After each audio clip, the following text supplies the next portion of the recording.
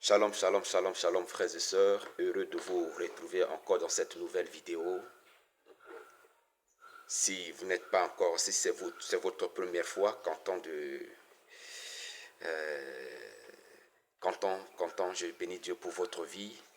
Et je vous prie de ne pas vous arrêter là, mais suivez la vidéo jusqu'à la fin. Abonnez-vous à notre page pour ne pas manquer nos vidéos. Abonnez-vous aussi pour aller dans notre chaîne pour voir les vidéos qu'on a déjà vues. Il y a des thèmes extraordinaires qui va certainement vous édifier. Alors, nous sommes dans la suite de notre thème intitulé « Connaître Dieu pour mieux l'adorer et le servir ». Oh, quel joli thème, quel beau thème, quel beau thème. On a dit dans la précédente vidéo que le manque de connaissance de Dieu fait qu'il y a beaucoup de désordre. Nous voyons beaucoup de désordre aujourd'hui dans l'Église, même dans la vie des chrétiens. Le fait que les gens n'ont pas la connaissance de Dieu, leur manière d'adorer Dieu est bizarre, leur manière d'adorer Dieu est sale, leur manière d'adorer Dieu n'est pas propre, même le service de Dieu. Vous savez, dans Jérémie, il est écrit « Maudit soit quiconque fait l'œuvre de Dieu avec négligence ». Les gens font l'œuvre de Dieu avec négligence, avec des ailes amères. Tout ça parce que quoi? Parce qu'ils n'ont pas la connaissance de Dieu. Et on a dit dans la précédente vidéo que on ne peut pas connaître Dieu si Dieu ne s'est pas révélé à nous. La connaissance que nous avons de Dieu vient de la révélation que Dieu nous donne de sa personne. Alors, on a vu l'identité de Dieu. On a vu que Dieu est le Créateur, Dieu est le Tout-Puissant. Et la partie remarquable, on a compris que Dieu est le Père de ceux qui croient en Jésus-Christ. Et on a dit beaucoup de choses là-dessus. Alors, si vous n'avez pas vu cette vidéo, allez sur notre page YouTube, Christ TV 7, et vous allez voir la vidéo. Alors, n'oubliez pas de vous abonner parce que après cette vidéo, il y a encore d'autres vidéos. Il y aura encore d'autres vidéos. Alléluia. Alors, aujourd'hui, nous allons parler de la nature de Dieu. On avait vu un peu l'identité de Dieu, puisqu'on ne peut pas connaître Dieu dans toute sa grandeur. Selon la révélation que nous avons de lui, on a essayé de présenter Dieu sous trois facettes: le Créateur, le Tout-Puissant et le Père de ceux qui croient en Jésus-Christ. Alléluia. Alors aujourd'hui, nous allons voir la nature de Dieu. Déjà, en introduction, j'aimerais que vous compreniez que Dieu, il est omnipotent, il est omniprésent et il est omniscient. Omniscient, c'est-à-dire que Dieu a toute connaissance, il connaît toutes choses. Il n'y a pas quelque chose que Dieu ne connaît pas. Puisque c'est lui qui est le créateur, c'est lui qui a tout créé. Je dis bien, c'est lui qui a tout créé. Les portables, les télévisions, les avions, c'est Dieu qui a tout créé. Vous allez dire, mais comment Dieu a créé? Parce que c'est Dieu qui a créé la matière première. Tout ce qui existe aujourd'hui provient des matières premières, qui viennent de la terre. Il y a, on appelle, je pense que c'est le coltan, excusez-moi, comment on prononce ça là, ce qu'on trouve, cette matière qu'on trouve dans tous les téléphones, ça provient du sous-sol. Le fer, les carburants et autres se trouvent dans ce que Dieu a créé. Et ce qu'il a créé ne peut pas l'échapper. Il connaît toutes choses. Il est omniprésent. Il est partout à la fois. Alléluia. Là où je suis en train de faire cette vidéo, Dieu est là avec moi. Là où vous vous trouvez, qui est hors de là où je suis en train de faire cette vidéo, Dieu est là-bas. Dieu connaît ce qui se passe chez vous là-bas. Dieu connaît ce qui se passe chez moi ici. Il est omniscient. Et il est aussi omniprésent. Voilà pourquoi il peut être dans plusieurs personnes à la fois. Puisque la Bible dit, notre corps est le temple de Dieu. Dieu peut habiter dans plusieurs personnes à la fois. Pas Dieu peut, mais il habite. Alléluia. Il est omniscient, il est omniprésent et il est omnipotent. Ça, on l'a déjà dit. Il est le tout-puissant. Alléluia. Vous pouvez lire Somme chapitre 139 à partir de verset 1. C'est un peu long, voilà pourquoi je ne vais pas lire ça ici, mais vous pouvez vérifier ça dans votre Bible. Si vous n'avez pas de Bible, allez sur Internet, tapez, voilà, Bible français, ou bien que ça soit, bon, Bible français, puisque la vidéo est en français. Voilà, vous pouvez lire ça sur Internet. Alléluia. Psaume 139 à partir de verset 1. Vous allez voir comment David exprime l'omniprésence, l'omnipotence et l'omniscience de Dieu. Alléluia. La nature de Dieu. Qu'est-ce que Dieu est? Qu'est-ce que Dieu est? Dieu est amour. Waouh. J'aime ça. Dieu est amour. Car Dieu a tant aimé le monde, il a donné son Fils unique afin que quiconque croit en lui ne périsse point, mais qu'il ait la vie éternelle. Dieu n'est pas obligé de nous sauver.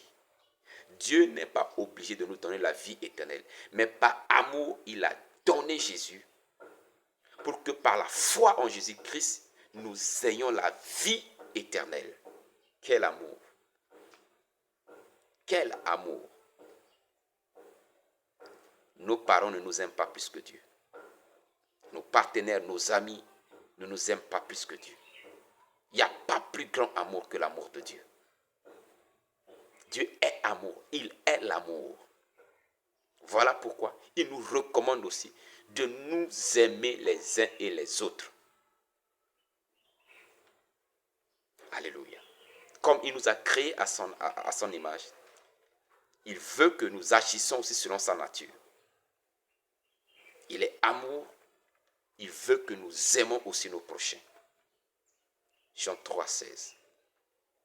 Et il y a beaucoup de versets que je peux vous donner. Mais dans ma pédagogie, je n'aime pas souvent saturer les gens avec des versets parce que les chrétiens d'aujourd'hui sont trop paresseux. Alléluia. Avançons. Autre nature de Dieu est que Dieu, il est miséricordieux. Dieu est miséricordieux et juste. Je veux associer les deux à la fois parce que c'est très important. La miséricorde qui veut dire qu'il est rempli de compassion. Mais Dieu manifeste sa compassion selon sa justice. Il est très important que vous compreniez ça. Dieu n'est pas sentimental. Voilà pourquoi il y a des gens qui ont l'habitude de dire que si Dieu existe, si Dieu est amour, pourquoi il y a ceci dans le monde, il y a ceci dans le monde, mais Dieu ne réagit pas, etc. Ce n'est pas parce que Dieu n'est pas amour qu'il y a ces choses dans le monde. Non. N'oubliez pas qu'il a aussi un Dieu juste. Et il agit selon sa justice. Nous sommes dans le livre des Psaumes, toujours, 145, verset 17.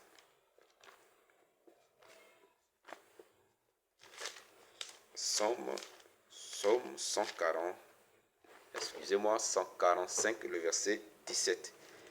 Il est écrit, « L'Éternel est juste dans toutes ses voies et miséricordieux dans toutes ses œuvres. » La justice et la miséricorde de Dieu marchent ensemble. C'est très important que nous comprenions cela. Dieu, il est quoi? Il est juste et il est miséricordieux. Autre chose que nous pouvons retenir de la nature de Dieu, c'est que Dieu est fidèle. Waouh! Waouh! Dieu est fidèle. 1 Corinthiens chapitre 1. Le verset 9 dit, Dieu est fidèle, lui qui vous a appelé à la communion de son Fils Jésus-Christ, notre Seigneur. Alléluia. Bien-aimés dans le Seigneur, il est très important que nous apprenons à faire confiance en Dieu parce qu'il est fidèle. Il est fidèle dans son alliance, il est fidèle à sa parole, il est fidèle dans ses promesses. C'est pourquoi le prophète Habakkuk pouvait le dire, Si la promesse de Dieu tarde, nous devons attendre, car elle s'accomplira certainement. Mais souvent, l'impatience nous fait plonger dans le désespoir, au point même parfois de penser que Dieu est infidèle. Oui, on le pense indirectement, on le pense même sans le savoir. Parce que quand nous manquons de confiance en Dieu, comment nous pouvons expliquer cela? Comment nous pouvons exprimer cela? Dieu est fidèle.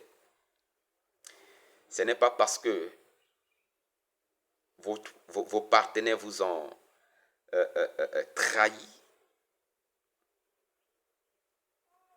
vos partenaires vous ont été infidèles, que Dieu aussi est infidèle. Non.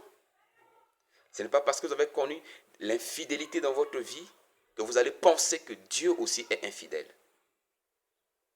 Dieu n'abandonne pas ses enfants. Dieu n'abandonne pas ceux qui se confient en lui. Ça, soyez confiants pour cela, bien-aimés dans le Seigneur. C'est nous qui abandonnons Dieu par nos désespoirs, par nos inquiétudes, par nos soucis et même par nos péchés. Comme il a dit dans Ésaïe 59. Ce sont vos péchés qui mettent une séparation entre vous et moi. Ce n'est pas que mes oreilles sont dures pour entendre vos prières. Ce n'est pas que ma main est courte pour vous secourir. Dieu est fidèle, bien-aimé dans le Seigneur. Ça, c'est la nature de Dieu. Si dans la nature des hommes, on est infidèle, sachez que dans la nature de Dieu, il est fidèle. Autre chose que nous devons retenir de Dieu, c'est que Dieu est saint. Il est saint. Dieu est saint. 1 Pierre chapitre 1, le verset 15. Il est écrit, verset 15. Mais, puisque celui qui vous a appelé est saint, vous aussi soyez saints dans toute votre conduite. Bien-aimé dans le Seigneur, Dieu est saint. Et il ne supporte pas ce qui n'est pas saint. Voilà pourquoi, comme vous lisez dans les derniers livres, les derniers chapitres de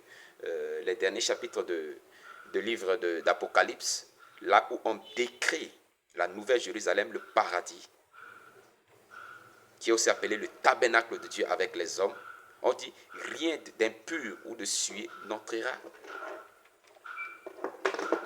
Rien de souillé.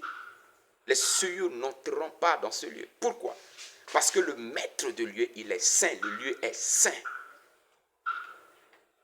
Et la Bible dit, comme Dieu est saint, nous devons aussi être saints. Quand nous avons cette connaissance de Dieu, bien-aimé dans le Seigneur, on va vivre dans le désordre, on va vivre dans l'impureté, on va vivre dans la débauche qui nous souille, on va vivre dans le péché qui nous salisse. Non. Qu'est-ce que la Bible dit dans Hébreux, bien-aimé dans le Seigneur? Sans la sanctification, nul ne verra le Seigneur, nul ne verra Dieu. Parce que quoi? Parce qu'il est saint. Voilà pourquoi il fallait faire cet enseignement qui est quoi? Connaître Dieu pour mieux le servir, pour mieux l'adorer. Les gens adorent Dieu dans le mensonge, en vivant dans le mensonge. Les gens adorent Dieu en vivant dans la prostitution. Les gens adorent Dieu en vivant dans l'adultère, dans l'escroquerie, dans l'idolâtrie. Mais est-ce qu'ils ont la connaissance vraiment de Dieu? Non. Quand tu as la connaissance de la nature de Dieu, que Dieu est saint, bien-aimé dans le Seigneur, tu ne peux pas l'adorer en vivant dans le péché. Non. Même en matière de prière, la Bible dit, Dieu n'exauce pas les pécheurs. Dieu n'exauce pas les pécheurs, bien-aimés dans le Seigneur. Voilà pourquoi il faut parler de ces choses. Il y a des gens qui disent que non, Dieu est amour. Mais ce Dieu qui est amour, c'est lui toujours qui est quoi? Qui est saint. Et qui ne supporte pas ce qui n'est pas saint. D'autres disent que non, nous sommes au temps de la grâce. La grâce n'est pas une licence pour vivre dans l'impureté. Vous voyez?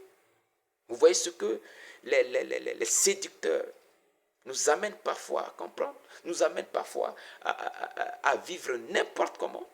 L'apôtre Paul pouvait le dire, tout m'est permis, mais tout n'est pas utile. Tout ne m'est pas utile. Je peux faire tout, mais à cause de la connaissance que j'ai de Dieu, je ne fais pas tout. Voilà pourquoi permettez-moi de lire un peu la suite de ce verset que nous venons de lire. 1 Pierre chapitre 1 là. Il y a quelque chose qui me vient en esprit là.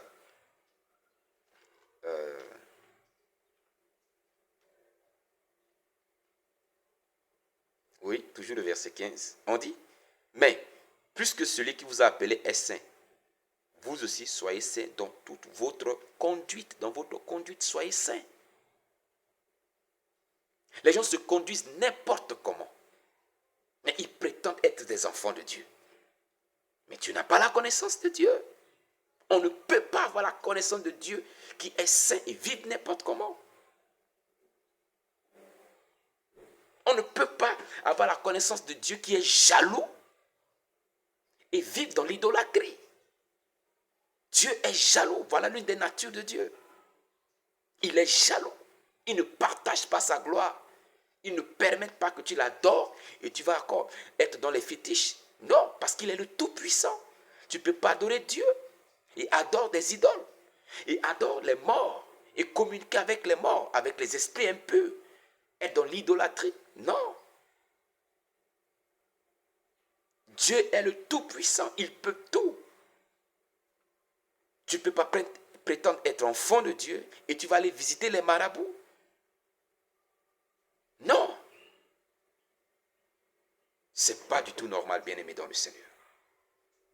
Voilà pourquoi le Seigneur Jésus a dit dans Matthieu 7, 21, tous ceux qui me disent Seigneur, Seigneur, n'entreront pas tous dans le royaume de mon Père. Mais celui-là seul, précision, celui-là seul qui fait la volonté de mon Père qui est dans les cieux. La volonté de Dieu est que, comme il est saint, nous devons faire quoi? Nous devons aussi être saints. Est-ce que j'ai encore le temps? Je n'aime pas être trop long dans mes vidéos. On va quand même prendre là. Il y a beaucoup de choses que nous pouvons dire de la nature de Dieu. Mais on va prendre encore un dernier. Dieu est bon. Dieu est bon. Il est bon. J'aime cette chanson de cet artiste ivoirien, Onel Mala. Dieu est bon, il est bon. Mon Dieu est bon pour moi. S'il n'est pas bon pour les autres, ce qui est sur il est quoi? Il est bon pour moi. Alléluia. Il est bon pour moi. Même si tu ne le sais pas, mais sache que il est bon pour toi. Il est bon, bon, bon, bon. Dieu est bon. Alléluia. J'aime cette chanson. Dieu est bon, bien-aimé dans le Seigneur. Et tout ce qu'il fait est bon. Je vous envoie dans Jean chapitre 13, le verset 7, et dans Romains chapitre 8, le verset 28. Romains chapitre 8, le verset 28, qui dit « Toutes choses concourent au bien de ceux qui aiment Dieu. » Si nous comprenons cela, bien-aimé dans le Seigneur, on ne va pas blâmer Dieu. Alléluia. On ne va jamais blâmer Dieu parce que tout ce qu'il fait est bon. Alléluia. Tout ce qu'il fait est bon. Pourquoi je vous ai dit de lire le verset de Jean chapitre 13, le verset 7? Parce que souvent Dieu fait certaines choses, on ne comprend pas. On ne comprend pas. Et on le blâme. On pense que, mais si tout ce que Dieu fait est bon, pourquoi Dieu va permettre que j'ai perdu mes parents? Pourquoi Dieu va permettre que j'ai perdu mon enfant? Pourquoi Dieu va permettre que j'ai fait l'accident? Écoutez, il y a des choses que Dieu peut permettre pour nous éprouver. Mais ce n'est pas lui qui fait. Mais ce que lui, il fait, tout ce qu'il fait est bon. Regardez le cas de Job. Dieu a permis que Satan entre dans la vie de Job. Il a donné la permission parce qu'il connaît la foi de Job. Voilà pourquoi la Bible dit, Dieu ne permet pas des tentations qui dépassent notre capacité à les surmonter. Alléluia. Et la tentation ne vient pas de Dieu. Jacques nous dit ça très bien. Que personne, lorsqu'il est tenté, dit que c'est Dieu qui m'a tenté. Parce que Dieu ne tente pas. La tentation, c'est une incitation au mal. Dieu ne nous pousse pas au mal. Dieu ne nous insiste pas au mal. Un jour, selon Jean chapitre 13, Jésus était là avec ses disciples. Après qu'ils ont fini de manger et tout, il a pris de l'eau et il a commencé à laver les pieds de ses disciples. Les disciples ne comprenaient pas. Arrivé chez Pierre, Pierre dit, mais comment, toi qui es notre Seigneur, tu vas me laver les pieds? Jésus lui a dit que Pierre, si je ne te lave pas les pieds, tu n'auras pas part à moi. Il dit, bon, si c'est comme ça, lave-moi complètement. Il dit, mais tu n'as pas besoin d'être lavé complètement. Au verset 7, il a dit, ce que je fais maintenant, tu ne sais pas encore. Tu ne comprends pas, mais bientôt tu vas comprendre. Voilà pourquoi nous ne devons pas blâmer Dieu. Il y a des choses que Dieu permet dans notre vie. On va penser que Dieu est mauvais, on va penser que Dieu n'est pas bon. Mais si nous laissons le temps, nous comprendrons mieux.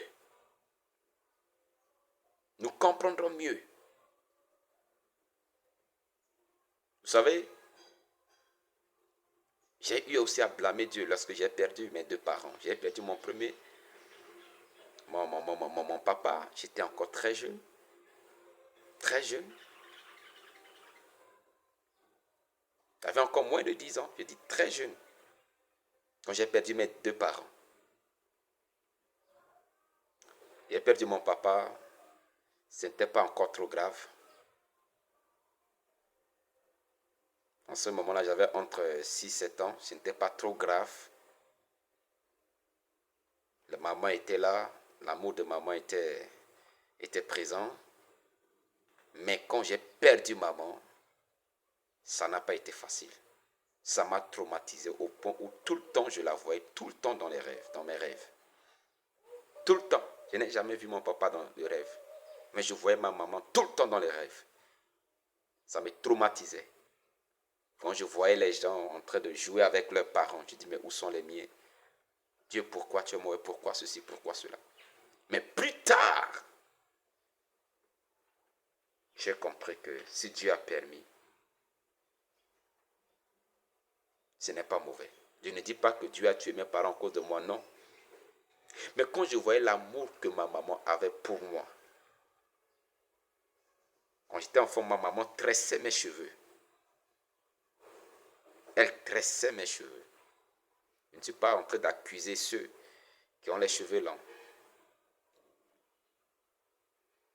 Mais, comme on le dit souvent en Afrique, c'était comme un bébé gâté pour ma maman.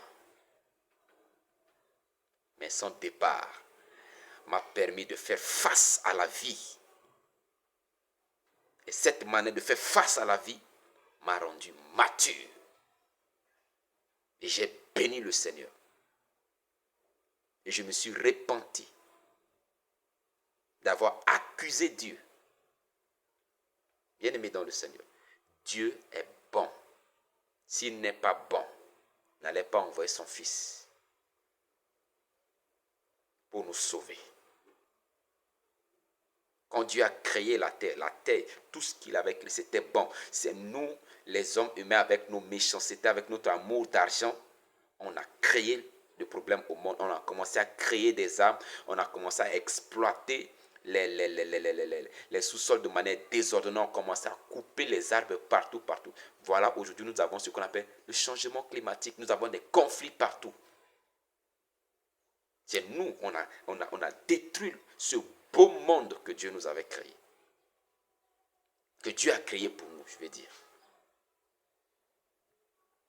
Alors, si vous pensez que Dieu n'est pas bon, laissez-moi vous dire que vous êtes en train de vous tromper. Dieu, il est bon. Et tout ce qu'il fait est bon. Voilà pourquoi nous qui sommes les chrétiens, nous qui sommes martyrs, nous comprenons que toute chose concourt à notre bien. Ça peut sembler être malheur aujourd'hui, mais demain, je comprendrai mieux. Voilà pourquoi la Bible dit, le malheur atteint souvent le juste, mais l'Éternel l'en délivre toujours. Alors, bien-aimés dans le Seigneur, que Dieu vous bénisse. Ça fait plaisir de partager cette connaissance avec vous.